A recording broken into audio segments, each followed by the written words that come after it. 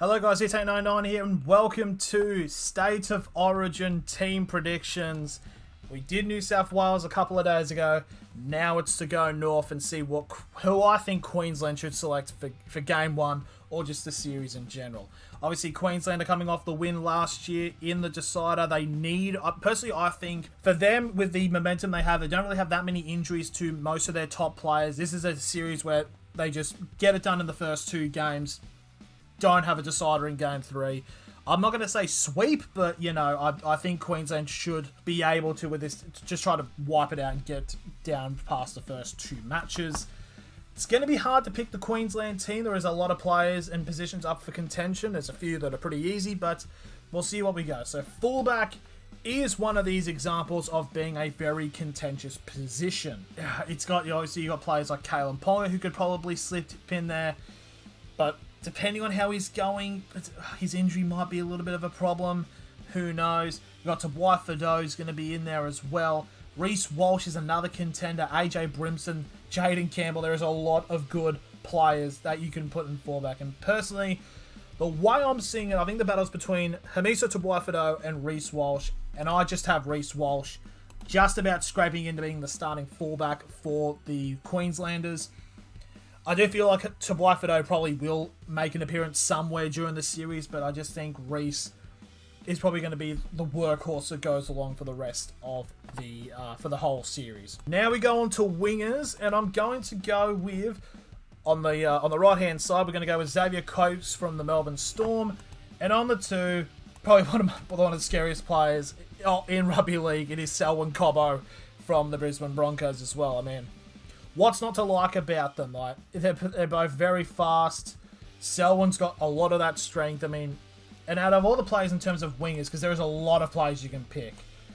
Who is another players like Edric Lee? I think he's injured. You just got tons of players that can play on the wing. Karen Monson can play on the wing. You got Talagi's also one of them. Yeah, there's an Ari Tawala could potentially play on the wing, and I feel like if it does get to that stage where Queensland do end up getting injuries, I feel like an Ari Tawala could be a good person to slot in.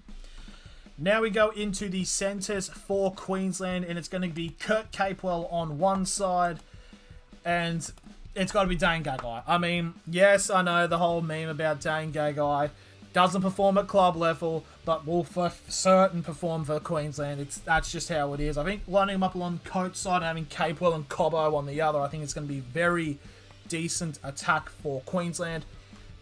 5'8" halfback, that's going to be completely easy. You're going to have Cameron Munster at the 6 and Daly Cherry Evans at the 7. Just waiting for Cherry Evans to retire from State of Origin at this point. Hooker, it's got to be the person that won the series for Queensland. It's going to be Ben Hunt. Absolute, had a redemption year last year for Queensland. And for the the Dragons as well. And I think he's just the perfect player to put in the hooker role. And once again, like the New South Wales one, we get to props and second rowers, which is obviously the hardest bit to do. Going into the props, I do believe one of them, if I can just try and find them, it should be Josh Papali. I mean, it's just absolute, powerhouse. And the person I think should be on the other side of the prop should be Tino Fasua-Malawi. Just two strength workers. I was initially thinking about, alright, have Fasua-Malawi and Fafita in. But I do think Fasua-Malawi out of the two has had the better season so far, and I do think he will have more effect coming to Queensland. And the team you got, Papali is just always going to be in the mix there. So I've just realised, it's hard to say because I realised what I might actually do here. I'm just going to try to change this around. I just realised what I made a mistake because I've got a reference list and I've kind of messed up. I'm actually going to make a bit of a change because I've just realised a bit of a player I've missed out on if I can try to find him. There we go. We're going to put Valentine Holmes now in the centre. And the second row, we're going to put Kurt Capewell. Basically, I mean, Kurt Capewell's a better fit in the second row. I mean, he does play centre, but I mean, you've got Valentine Holmes there. And I feel like Cobbo and Holmes on the same wing is going to be... Oh, boy. So when it comes down to the other second rower, who do we pick? I mean, you've got loads of choices. You got Patrick Carrigan. You got Beau Firm... Oh, not Beau... Shit. David Fafita, Horsburgh, Kafusi, Jeremiah Nana. I feel I'm going to go Felice Kafusi. I understand he's a mongrel and a pest, but that's what you need to win State of Origin.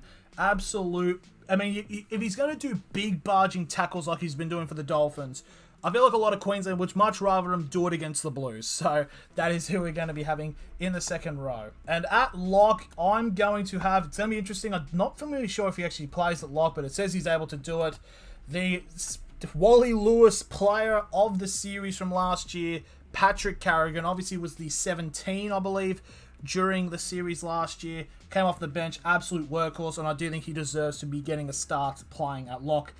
And I think you got right there a very solid 13, but who makes the bench? Going in at the number 14, I think we're just going to play who's always going to be an impact and always going to be in the mix for him. If we can just scroll down, it's going to be Harry Grant. I mean, what can be said? Absolutely killer for the not the Warriors, the Storm so far this season. He's just going to keep on continuing.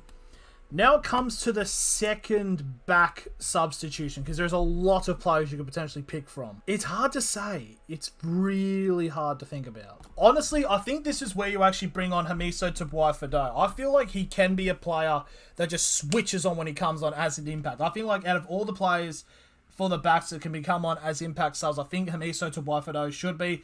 Can make an argument that Hamiso Tabuai-Fidow actually goes into the centre and say Gagai's on the bench. I think like that could also work as well, but I do feel like Tabuai-Fidow should be in the team somewhere. And for the final two interchanges, obviously being the forwards, I'm going to go... Now we go into the forwards, and I'm going to pick one which is going to be just a definite yes. I feel like everyone's going to agree with Jeremiah Nanai being in the team. And now we go into the final player on the number 17.